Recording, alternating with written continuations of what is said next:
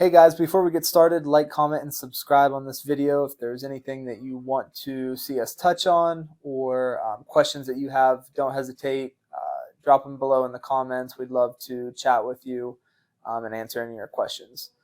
So going forward to part 2 of our passive income strategies, I'm really big on how you can leverage social media and what that all entails. So one of the methods of truly passive income is leveraging your social media brand, and whether it's selling courses, selling information. I've worked with clients that do a variety of things in terms of their financial planners, and they create a 2-page PDF. They created it 3 years ago, but they have it on their link tree, and it's $97. Somebody says, "Oh, this guy kind of knows what he's talking about." I'll pay $97 just to see what he knows. You're not working for that. That's something that you're basically leveraging your social media brand and selling something. So that's a method of passive income. Another way is coaching. It's kind of similar to the courses in a sense. But like for real estate, for example, you can essentially make 10 to 20 Zoom videos of how to do a particular sub-2 transaction, seller finance, a hybrid model. You can do all of those, in a weekend, package them up, and then use a system like Kajabi to where you basically can, present that to the potential buyer in a nice, clean format. You're not working for that $1,000 that person's paying for your course. You've already done the work. So that's kind of another way that you can leverage not only your knowledge and your brand to get that truly passive income. And something that is truly passive, you're going to work for the first time you get paid, basically. Sure. So for a dividend, obviously you got to nothing's free. Yeah, you got to save up the money to invest in a dividend portfolio, sure. Or you got to save up the money to get your rental property. But then once you do that first step, once you do the front loading, if you will, after that it should be passive. And definitely, yeah, social media is such a huge one these days. I mean, I feel like I'll see someone like on the internet and I'm like, oh, that's like a nobody. And then like 2 weeks later, they're like a baller, millionaire, whatever. And everyone knows who they are. Sure. So that is the age we're living in. And that's definitely a strategy that people need to use. Mm-hmm. Not only that, but we've done a lot of podcasts in the past about businesses, owning a business, and you can go check those out. But if you have a social media brand that is associated with your business, that can be so helpful. Again, bringing up the topic of leverage, because you're basically, leveraging the fact that you're able to present your business to more and more people, and then doing the link tree, setting up that online course. Popular ones are like Teachable, mm-hmm. Masterclass, and there's a lot out there nowadays. And social media is a double-edged sword. You can definitely leverage your brand online, but at the same time, it's not the real world. So you have to kind of be able to do a hybrid of both, live in the social media world and actually work face-to-face on the phone, be able to communicate with people. So on the social media side of it, leveraging your brand, I've always thought was interesting because it's very easy to create more products and have those products be vertical.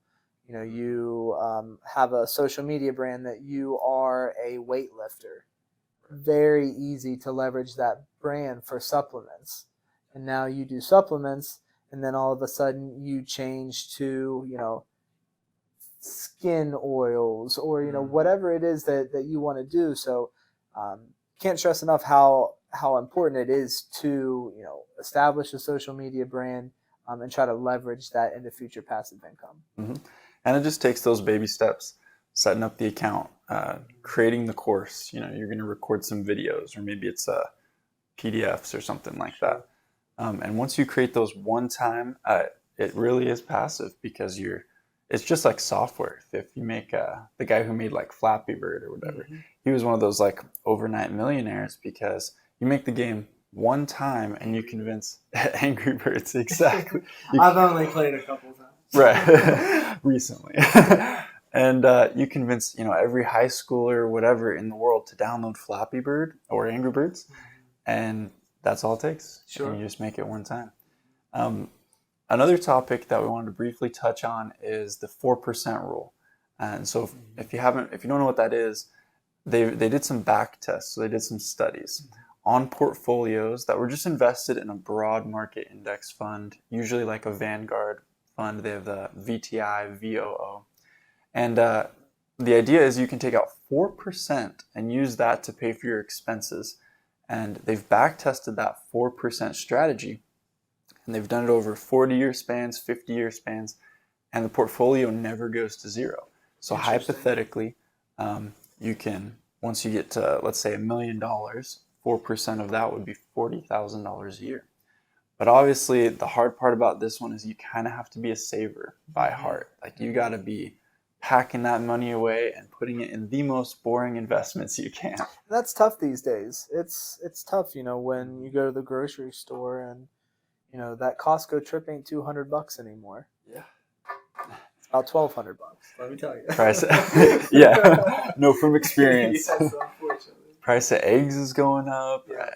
It's a crazy world we're living, especially with inflation. And also, I feel like stock investments are being harped on a little bit just because of inflation. Because it's like, well, you know what, 10% that used to be good isn't quite as good anymore. Sure. When inflation is approaching 10% or passing it. It starts to be like, oh, I'm investing in the stock market and I'm just losing money to inflation. So some of those more attractive ideas and some of the other ones we talked about where you have a better role or a better opportunity to actively make that investment work out. The 4% rule has been back tested, and that way you can take out 4% of your investments, and this is really nice for a lot of people. But some of the other strategies we talked out gives you the option of more active participation. And I think for some people, going back to the inflation, that can be really nice to know, like, okay, let's say the economy's not doing not doing well. I can't just pour into my social media account or I'll go and fix up a rental. People aren't afraid to get their hands dirty. Sure. Those other options give you more pivot opportunities. Agreed. And our final episode of the Passive Income series is we're going to talk about actually leveraging the brand, the company that you've built, and selling that off and packaging that off and what that looks like in terms of passive income that can stretch, throughout the longevity of your life. And, if it's set up correctly, the right way, you can even pass that down and have that passive income trickle down to your kids, your grandkids, and the next generation. So tune in next week when we kind of cover that and a little bit more. So like, comment, and subscribe down below. Let us know if you have any questions. Would love to answer any questions that you guys have, whether it be passive income or anything else. Tune in next week.